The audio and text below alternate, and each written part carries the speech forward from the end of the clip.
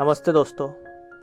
आज हम एक खास किताब की समरी लेकर आए हैं, हार्ट लैम्प सिलेक्टेड स्टोरीज। यह किताब 12 छोटी छोटी कहानियों का संग्रह है जिसे बन्नू मुश्ताक ने लिखा है और अंग्रेजी में दीपा भास्ती ने अनुवाद किया है।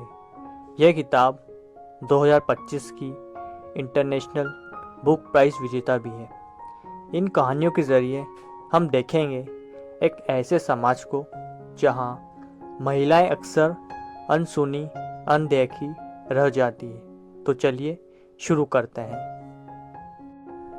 लेखक और महत्व। बन्नू मुश्ताक एक वकील और लेखिका है जिन्होंने दक्षिण भारत की मुस्लिम समुदाय की महिलाएं और उनकी चुनौतियों का बहुत करीब से देखा और समझा है। उन्होंने लगभग 3 दशक में ये कहानियाँ लिखी है और इन संग्रह ने खास इसलिए है क्योंकि यह पहली बार है कि एक कहानी संकलन को अंतर्राष्ट्रीय बुकर पुरस्कार मिला है।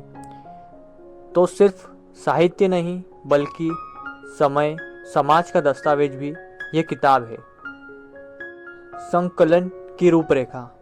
इस संग्रह में कुल 12 कहानियाँ हैं जो 1990 से 2023 के बीच लिखी गई है।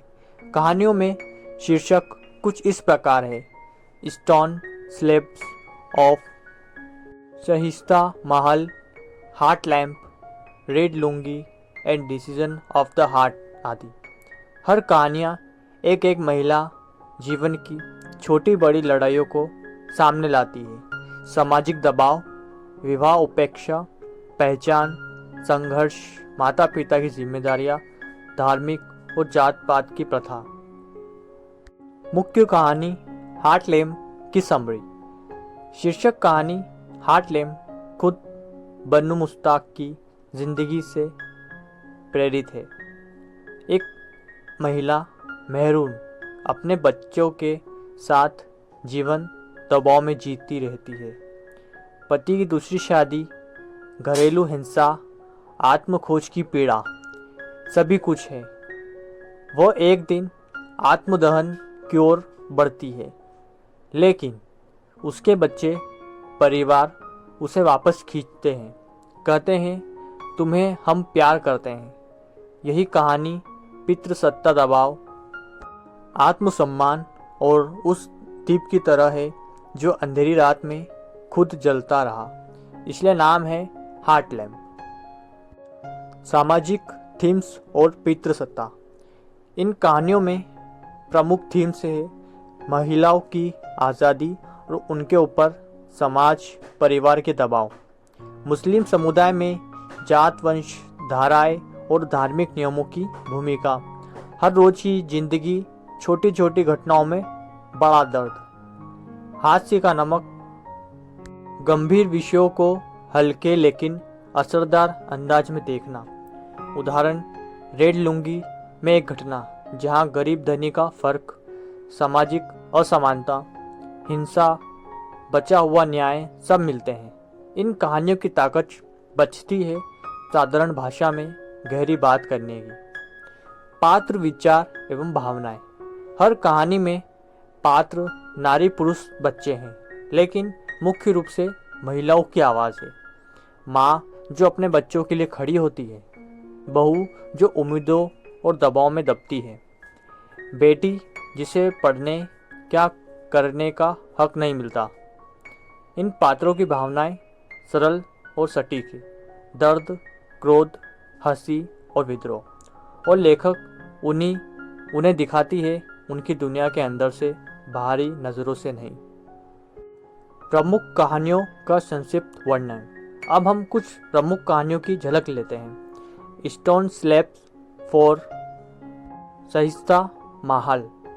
शादी विवाह में बेचे जाने जैसी औरतें, जिम्मेदारी की बात। ब्लैक कोबरास, समाज धारकों में फंसे बच्चे और महिलाओं की लड़ाई।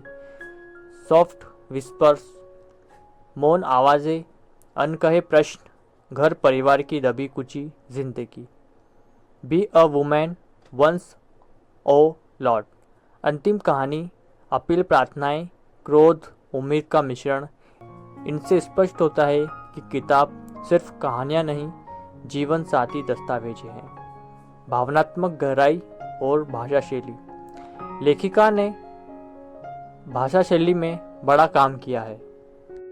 मूल कन्नड़ से अनुवाद में लेखक अनुवादक ने कन्नड़, उर्दू, अरबी शब्दों को भी रखा है ताकि अनुभूति का रंग बना रहे।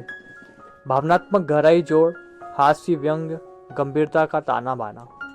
पढ़ते पढ़ते नज़र नहीं हटती क्योंकि हर छोटी छोटी घटनाओं में बड़े बदलाव नज़र आते हैं। यह पढ़ने वाले को सोचने पर मजबूर करती है कि मैं क्या बदल सकता हूँ, कितने लोगों की सुनूं नहीं और कितने लोगों की नहीं सुनूं। क्यों ये किताब महत्वपूर्ण है? यह किताब सिर्फ एक साहित्य कृति नहीं, यह समाज संवेदनशील है। पहली कहानियाँ संकलन जिसे इंटरनेशनल बुकर ने सम्मानित किया, ये उन महिलाओं समुदाय की आवाज़ है जिनकी कहानियाँ अक्सर अनसुनी रही। संदेश। किताब में जो संदेश मिलता है, चोट दर्द को स्वीकार करो मगर उससे अपनी पहचान न बनने दो। रोज़मर्रा की छोटी छोटी लड़ाइयाँ ही असली बदलाव का हिस्सा है। साहित्य सिर्फ बांटने का माध्यम नहीं, समझने और समझाने का जरिया है। और अंततः हर किसी के भीतर एक हार्ट लैम्प जल रहा है जो अंधेरे में रोशनी देता है। अगर आपको ये वीडियो पसंद आया तो वीडियो को लाइक और चैनल को सब्सक्राइब करना ना भूलें।